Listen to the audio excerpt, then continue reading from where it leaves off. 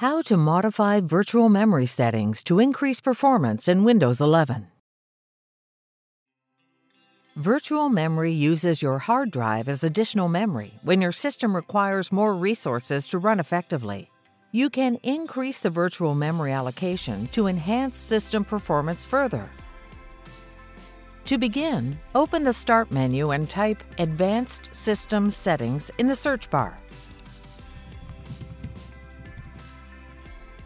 Select View Advanced System Settings in the search results.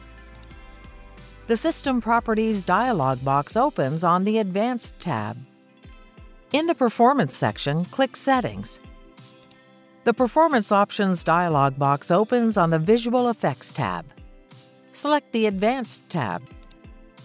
In the Virtual Memory section, click Change. In the Virtual Memory dialog box, clear the Automatically Manage Paging File Size for All Drives checkbox. You can select System Manage Size to let the system manage the amount of hard drive space allocated to virtual memory as needed. This option is selected by default.